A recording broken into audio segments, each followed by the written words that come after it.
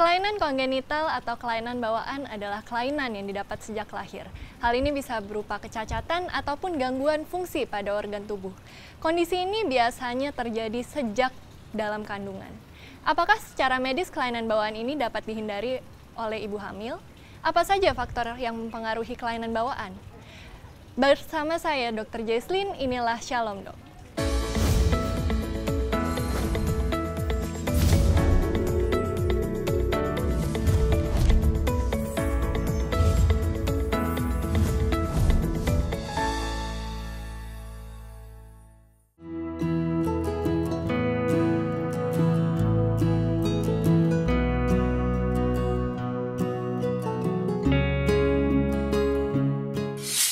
Bersama saya saat ini Dr.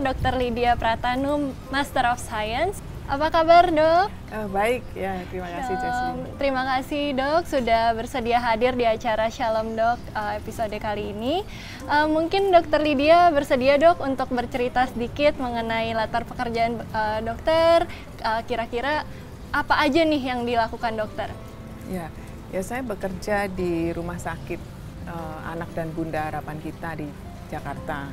Saya menangani hampir setiap hari adalah kasus-kasus dengan kelainan bawaan. Nah, Dok, katanya tergabung juga di dalam tim bidik ya, Dok ya. Mungkin diceritakan juga tuh, Dok, apa itu bidik dan apa aja yang termasuk di dalam? Ya, jadi bidik itu adalah singkatan dari Birth Defect Integrated Center.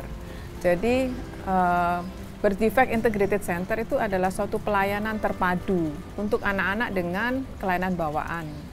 Jadi programnya adalah dengan satu prinsip one service in one roof.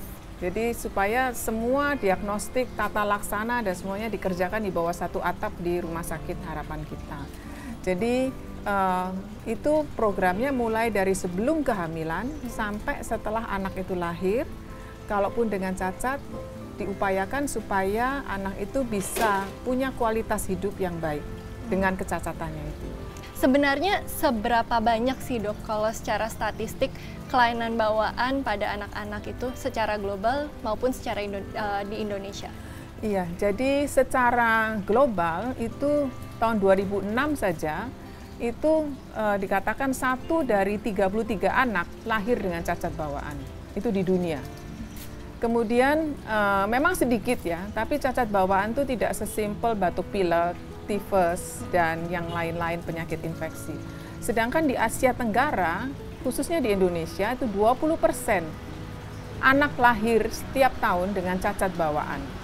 Jadi itu suatu jumlah yang cukup besar untuk sesuatu yang sulit diobati kecuali dengan agresif. Jadi kalau di Indonesia dari penelitian dan epidemiologi itu yang paling banyak sih kelainan bawaan, misalnya sumbing ya, seperti sumbing, seperti hidrosefalus, seperti Down syndrome.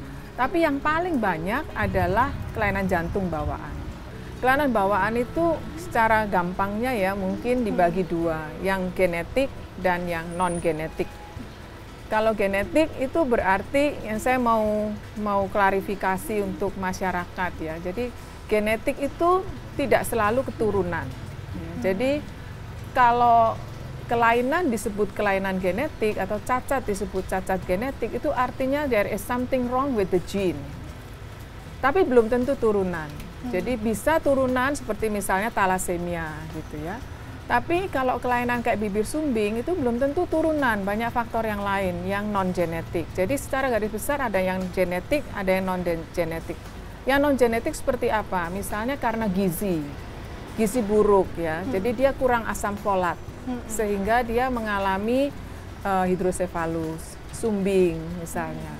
Terus yang kedua misalnya karena infeksi. Jadi ibunya waktu hamil dia kena campak Jerman, kena campak Jerman atau rubella ya kita tahunya. Sehingga anaknya mengalami ketiga kecacatan, sakit jantung, tuli, dan katarak kongenital.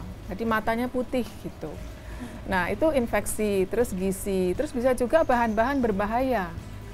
Beberapa waktu yang lalu kan ada pencemaran lingkungan dari plastik gitu ya, yang sangat yang dimakan oleh ikan dan kemudian jadi kelainan pada masyarakat yang mengkonsumsi. Jadi itu yang disebut sebagai efek teratogen ya. Jadi efek teratogen yang didapat dari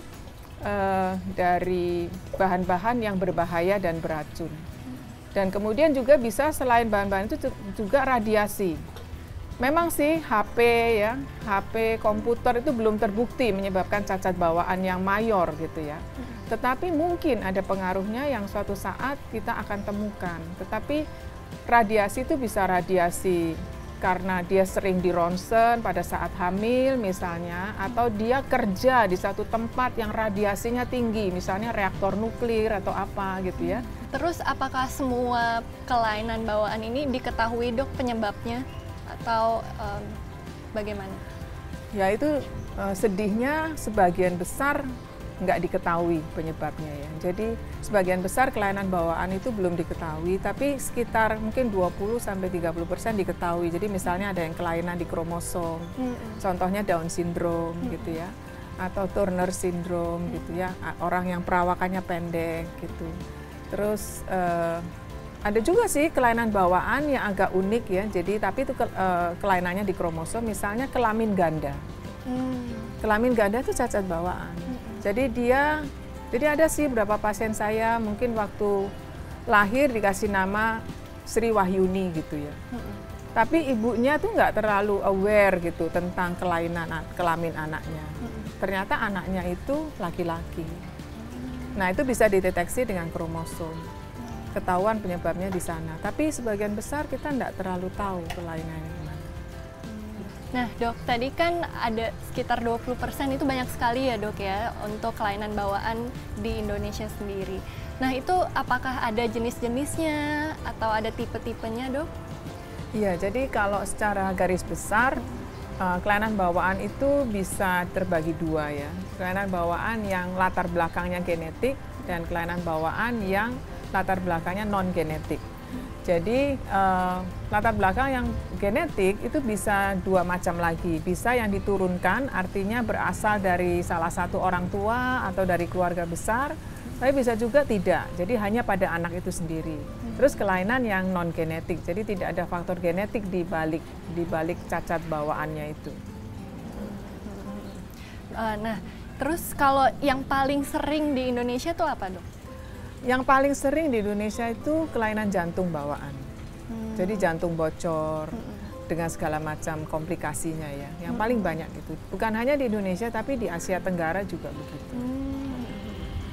Nah, terus kalau misalnya ini kan udah kelainan bawaan nih, itu cara deteksinya gimana sih dok? Gimana caranya orang tua tuh tahu, oh anak saya tuh ternyata mengalami kelainan bawaan.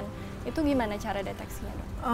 Cara deteksinya biasanya dengan pemeriksaan kromosom. Jadi kalau seorang dokter atau keluarga menjumpai anak yang baru lahir atau ya anak yang baru lahir itu ada kelainan bawaan, maka carilah dokter yang spesialis anak atau remaja misalnya, atau kalau sudah dewasa spesialis penyakit dalam dan sebagainya yang memang punya latar belakang untuk menangani kasus-kasus dengan kelainan bawaan.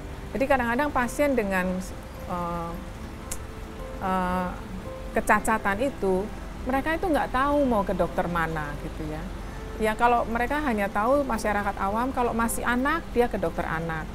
Tapi kalau sudah dewasa dia ke penyakit dalam atau kalau ada misalnya sesuatu yang salah secara anatomi misalnya nggak ada anusnya misalnya gitu ya, nggak ada anusnya jadi atresia ani, mereka pergi ke dokter bedah gitu ya. Jadi masyarakat pada umumnya tidak terlalu terarah gitu ya, mereka tuh harus ke dokter mana gitu.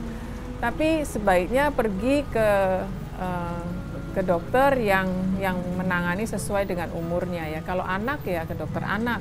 Kalau misalnya ada kelainan yang sifatnya anatomi, ada abnormalitas ya mungkin ke dokter bedah anak barangkali ya.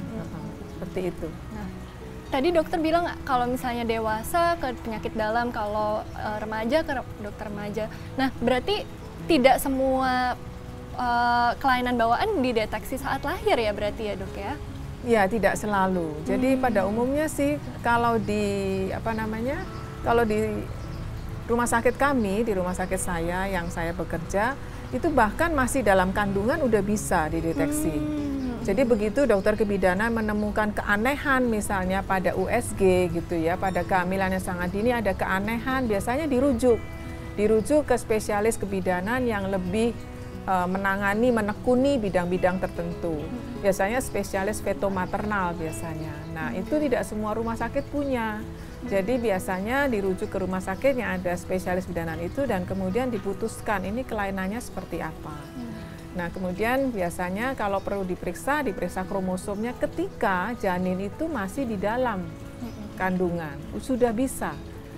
Oh iya. Terus dok, kalau dari pengalaman dokter nih dok, biasanya apa aja sih penyebab dari kelainan bawaan ini? Jadi kalau yang genetik, jadi penyebabnya bisa karena genetik, bisa karena non genetik. Kalau genetik sih misalnya kayak Down syndrome gitu ya, dia karena kelebihan kromosom. Atau penyakit-penyakit yang thalassemia misalnya, itu penyakit yang disebabkan faktor genetik dan menurun gitu. Tetapi kalau pemeriksaan cacat yang lain itu tidak semuanya karena faktor genetik, bisa karena gizi yang buruk. Misalnya kurang asam folat, ya, kurang asam folat sehingga bayinya sumbing, bayinya hidrosefalus, kepalanya besar, bisa karena infeksi. Misalnya waktu hamil ibunya terkena infeksi rubella, campak Jerman, maka anaknya cacat, kelainan jantung, matanya buta karena ada katarak, terus dia tuli biasanya. Kemudian juga zat-zat yang berbahaya, misalnya sebelum hamil dia seorang alkoholik. Jadi dia punya kebiasaan minum, gitu ya. Ibunya ya, waktu belum nikah ya. Jadi waktu belum nikah dia punya kebiasaan minum sebagai kebiasaan sehari-hari. Terus suatu hari dia menikah dan dia hamil, terus dia tanya sama dokter, seberapa pengaruhnya kebiasaan minum saya ini pada saat saya hamil pada janin saya. Nah, itu terbukti bahwa pada masa lalu kebiasaan yang tetapi tergantung keparahannya, itu pengaruh pada janinnya. Pengaruhnya seperti apa? Biasanya ada cacat jantung bawaan pada janinnya. Jadi orang yang tidak punya kebiasaan minum dengan orang yang punya kebiasaan minum bertahun-tahun, apalagi waktu hamil dia masih minum gitu, itu kemungkinan bayinya terkena cacat jantung bawaan berapa kali lebih besar daripada yang tidak gitu. Jadi itu resikonya. Ya kalau dia orang percaya gitu ya, saya biasanya akan bilang bahwa kelainan bawaan itu bukan sesuatu yang jarang dibahas di Alkitab. Banyak kelainan bawaan yang tertulis di Alkitab.